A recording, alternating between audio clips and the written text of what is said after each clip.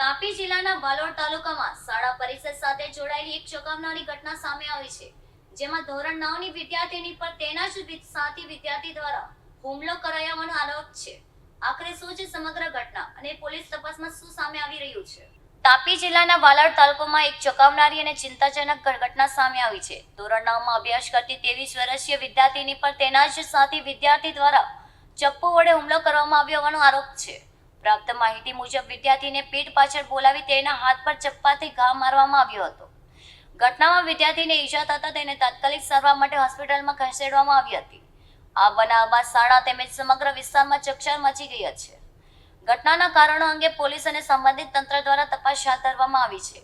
પ્રાથમિક તપાસમાં બંને વિદ્યાર્થીઓ વચ્ચે કોઈ પણ પ્રકારના મતભેદ અથવા વિવાદની શક્યતા પણ તપાસમાં આવી રહી છે. બનાવની જાણ થતાં વાલીઓ અને સ્થાનિક લોકોમાં ચિંતા અને રોષનો માહોલ જોવા મળ્યો હતો. શાળા પરિસરમાં વિદ્યાર્થીઓની સુરક્ષા લઈને પણ અનેક સવાલ ઊભા થયા છે. પોલીસ દ્વારા તમામ પાસાઓને ધ્યાનમાં રાખીને વધુ તપાસ કરવામાં આવી રહી છે. અધિકારીઓએ જણાવ્યું છે કે હકીકતો સામે આવ્યા બાદ જરૂરી કાનૂની કાર્યવાહી કરવામાં આવશે.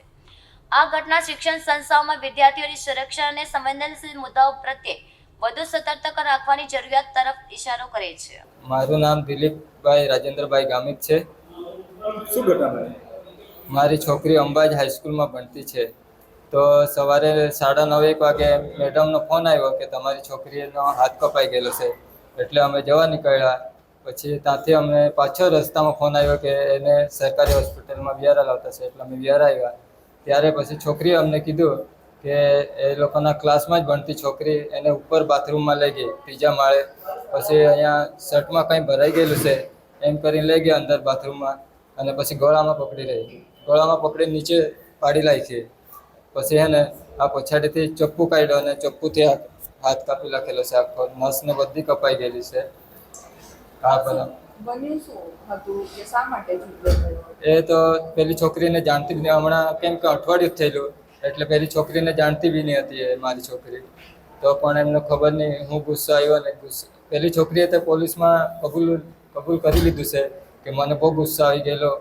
એટલે કોઈને પર એમ તેમ કરીને પછી પેલી છોકરીને પકડી લીધી એમ કહેતી છે. હા. આપની દીકરી કેટલામાં ભણે છે? મારી છોકરી 9મા ધોરણમાં ભણતી છે. કઈ હોસ્ટેલમાં છે? ક્યાં છે? અંબાજ હાઈસ્કૂલમાં.